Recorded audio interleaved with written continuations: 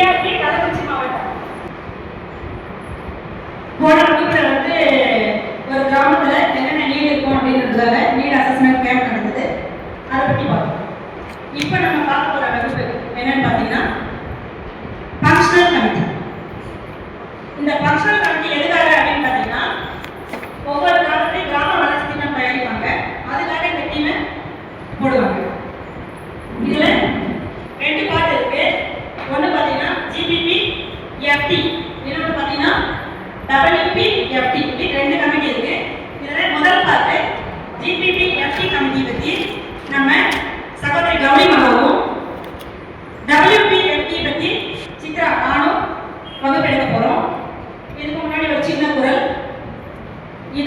இதனால் இவன் முடிக்கும் என்றாய்ந்து அதனை அவன் கண் விடல் அப்படின்றது திருக்குறள். அந்த குரலுக்கு ஏற்ப இந்த கிராம வளர்ச்சி திட்டத்தை யார் இப்ப பாத்தீங்கன்னா நம்ம சகோதரி கௌரிமாலா ஜிபிபிஎஃப்டி டீம் வந்து என்னெல்லாம் பண்ணுவாங்க ஜிபிடில அப்படிங்கிறத பத்தி சொன்னாங்க.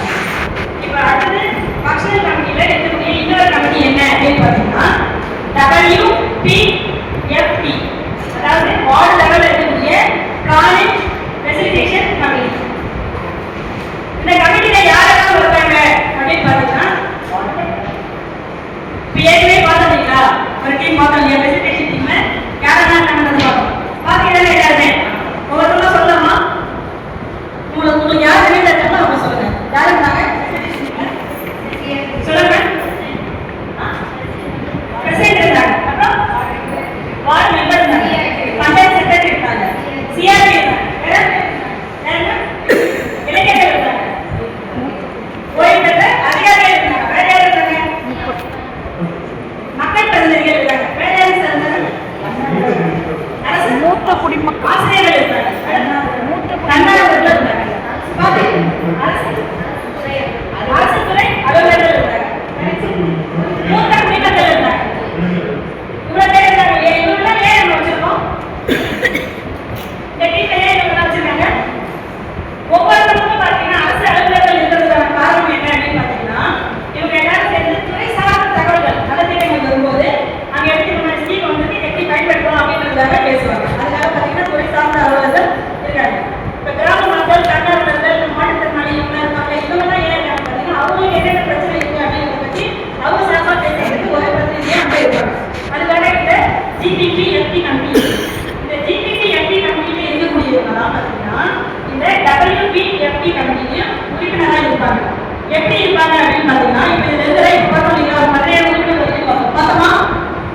பார்த்தோமா இல்லையா?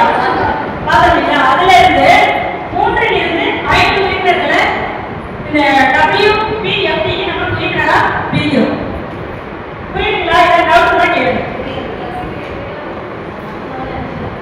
3 இருந்து 5 உறுப்பினர் வரைக்கும் இருப்பாங்க. ஏற்கனவே ஜிபிபிஎஃப்டி கமிட்டியில யார் இருக்காங்களோ அவங்கள 3 இருந்து 5 உறுப்பினர்களை நம்ம பிரிச்சுக்கிறோம்.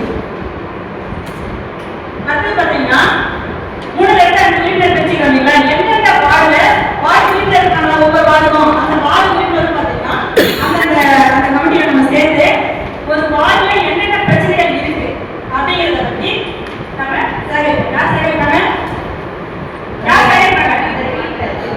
WPFT இருக்கக்கூடிய மெம்பர்ஸ் எல்லாம் சேர்ந்து அந்த பகுதியில், அதாவது அந்த வார்டுல இருக்கக்கூடிய மக்களை வச்சு, எஸ்எச்சி மக்களை வச்சு, அனுபவம் வாய்ந்த பிரதிநிதிகளை வச்சு என்ன பண்ணுவாங்க, அந்தந்த வார்டிலே வந்து இந்த ஜிபிடிபி திட்டத்துல என்னென்னலாம் தேவையா இருக்கு அப்படிங்கிறது, பிரச்சனைகள் என்ன அப்படிங்கிறது எல்லாமே அவங்களே சேகரிப்பாங்க. இது வந்து ஒவ்வொரு வார்டுலையும் நடக்கும். அடுத்தது பார்த்தீங்கன்னா இவங்க இது மட்டும் தான் பண்ணுவாங்களா அப்படின்னு பார்த்தீங்கன்னா ஒவ்வொரு வார்டுல இருக்க பிரச்சனைகளையும் என்ன பண்றாங்க, சேகரிக்கிறாங்க. சேகரிக்கிறது மட்டும் இல்லை, இந்த ஜிபிபிஎஃப்டி கமிட்டிக்கும் இந்த கிராம இல்லைங்களா வார்டு, அந்த வார்டுக்கும் ஒரு பாலமா இருந்து இவங்க செயல்படுவாங்க. புரியுதுங்களா? இதுல என்ன டவுட்டுங்களா? எதுவும் இல்லைங்களா? சரி, ஓகே. இப்போ நாங்கள் வந்தீங்க இல்லையா இந்த டீம் ஜிபிபி, அவங்க என்ன பண்ணுவாங்க, தயாரிக்கிறது நமக்கு சொல்லியிருக்காங்க. 26, 27 ஆண்டுகள் நம்ம செயல்படுறோம். அதுக்காக இப்போ நம்ம இந்த மீட்டிங்கை ஸ்டார்ட் பண்ணுறோம். இப்போ என்ன பண்ணணும்னா வார்டு வாரியா ஒவ்வொரு வார்டுல இருந்து நம்ம திட்டங்களை சேகரிக்கணும். சரிங்களா? அப்போ அதெல்லாம் என்ன பண்ணணும், வார்டு சேர்த்துக்கிறோம். நம்மள இருந்து 3 இருந்து 5 பேரை நம்ம பிரிச்சு ஒவ்வொரு வார்டுக்கு போயிட்டு டேட்டா கலெக்ஷன் பண்ணுவோம். பண்ணலாமா? பண்ணலாம்.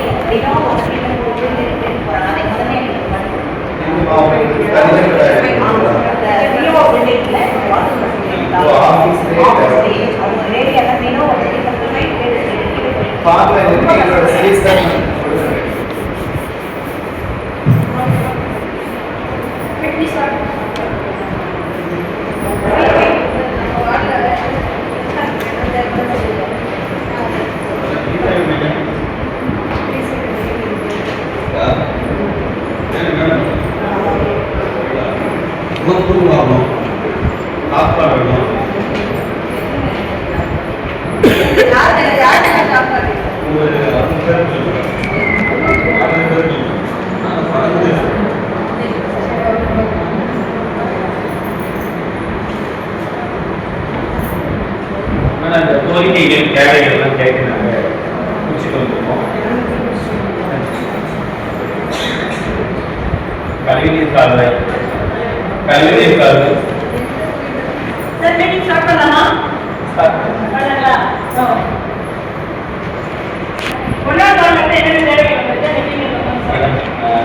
கால்வாய் சீரமைக்கணும் அப்படின்னு சொல்லியிருக்காங்க. லாஸ்டா எங்கிட்ட வந்து மேடம் நாங்கள் என்ன ரொம்ப மாற்றுத்திறனாளிகள் அப்படின்னு ஒருத்தர் இருக்காங்க.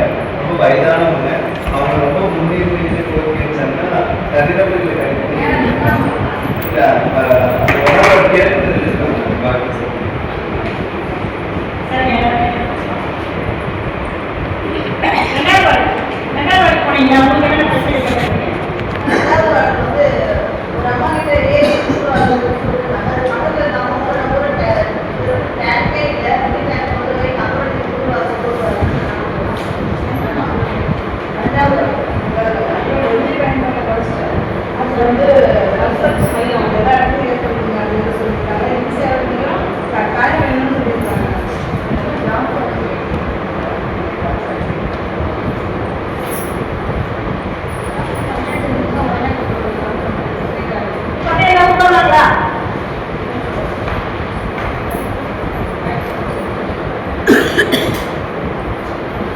இப்போ என்ன நடக்குதுன்னு பார்த்தீங்கன்னா இந்த ஜிடிடிஎம்இல டீமா பிரிஞ்சு அந்த வார்டில் என்னென்ன தேவைகள் இருக்கு அப்படிங்கிறத கண்டறிஞ்சு எடுத்து வந்துருக்காங்க. இவங்க என்ன பண்ண போறாங்க, இந்த ஜிடிடி கமிட்டி இருக்கு இல்லைங்களா, அவங்க வந்து சப்மிட் பண்றாங்க. அவங்க வந்து பஞ்சாயத்து லெவல்ல போகிறாங்க.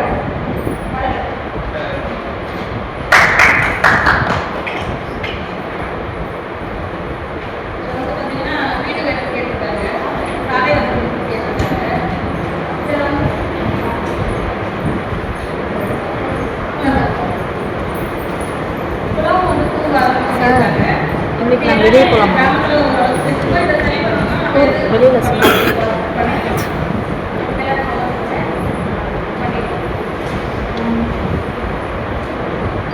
இப்ப ரெண்டு டீம் வந்து என்ன பண்ணாங்கன்னா வார்டு அதாவது WPFP வந்து அவங்க வந்து வார்டு வரைய இருக்காங்கன்னா போய் பிளான் பண்ணாங்க. சரிங்களா? இப்ப இந்த பிளான்ல வந்து நம்ம சுய உதவி குழுவோட பங்கு என்ன கேட்டீங்க அப்படின்னா, சுய உதவி குழு உறுப்பினர்கள் 2 பேர் இருக்கிறதுனால ஏழைகளோட குரல்கள் வந்து என்ன செஞ்சு கேட்கணும். அப்புறம் வந்து பெண்களோட தேவைகளை வந்து அதை வந்து நம்ம என்ன செஞ்சுக்குவோம், அவங்களோட தேவைகளை அதில் இடப்படும். அதுக்கப்புறம் சமூக கண்காணிப்பு என்ன செஞ்சுச்சுன்னா இருந்துச்சு. அதுக்கப்புறம் இவங்க நம்ம என்ன பண்ணலாம், என்ன தேவை அப்படின்றத என்ன செஞ்சாங்க, அவங்க வந்து என்ன பண்ணாங்க, கிராம சபையில